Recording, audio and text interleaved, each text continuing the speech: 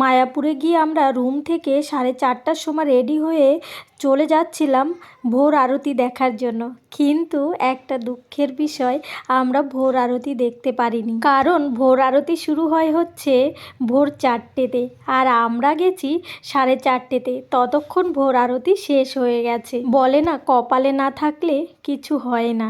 যাই হোক, ভোর আরতি দেখতে পাইনি তো কি হয়েছে, কিন্তু ভোরের প্রকৃতিটা মায়াপুরের চারপাশটা যেন একদম হেসে খেলে উঠেছিল, এতটাই ভালো লেগেছে। বিকালের প্রকৃতি একরকম, লোকজনের ভিড়, আর ভোরের প্রকৃতি আরেক রকম শান্ত, তার মধ্যে ফুলগুলো যেন সব হেসে খেলে উঠেছে। এত ভালো লেগেছিল যে কাউকে বলে বোঝাতে পারবো না। বেশি লোক নেই, অল্প অল্প লোক হাঁটাচলা করছে, শান্ত একদম নিঝুম, তার মধ্যে ঠান্ডা ঠান্ডা, এত মজা লাগছিল। যারা মায়াপুরে গেছো ভোরবেলা তারা তো অবশ্যই জানবে কেমন, আর যারা যাওনি তাদেরকে বলবো অবশ্যই কিন্তু যাবে, খুব ভালো লাগবে জানো তো। মন্দিরটার চারপাশে ভোরবেলা অবশ্যই একবার ঘুরে দেখবে।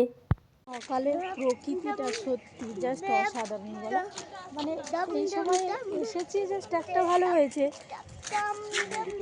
এই মানে প্রকৃতিটা আলাদা কিন্তু, তাই না?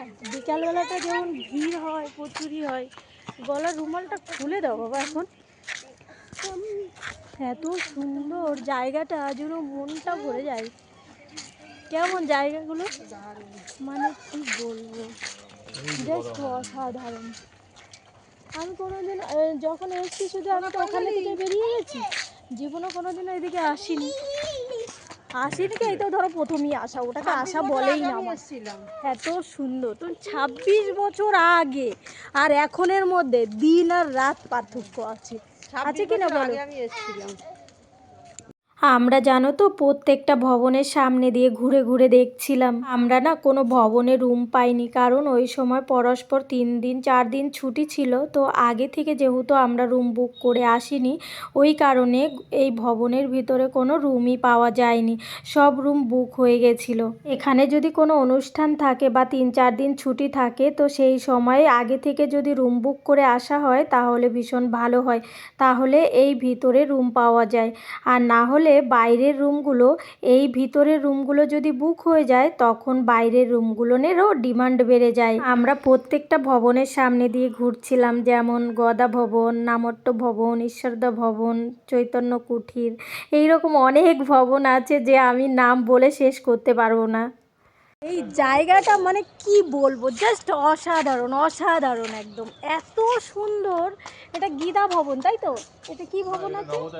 নবোদয় ভবনের সামনে এটা। এত সুন্দর জায়গাটা, মন এমনি ভরে যাবে, এমনি ভালো হয়ে যাবে এই জায়গাটা আসলে, সত্যি বলছি, জাস্ট অসাধারণ অসাধারণ। পাপা সাইকেল আসে তো, তুমি এদিক চলে আসো। পুরো দু সাইডে রাস্তার পুরো ফুল, প্রত্যেকটা ভবনের সামনে এই রকম ফুল দিয়ে পুরো সাজানো গোছানো। ভবনগুলোর জন্য ফুলের জন্য আরও সৌন্দর্য বেড়ে উঠেছিল। তোমাদের কেমন লাগলো অবশ্যই কিন্তু কমেন্টের মাধ্যমে জানিও, আর তোমাদের ভালোবাসা দিতে কিন্তু ভুলো না। তোমাদের ভালোবাসায় আরও কিন্তু আমার উৎসাহ জাগবে এই রকম আরও ব্লগ বা এই রকম ভিডিও তোমাদের সামনে তুলে ধরার জন্য।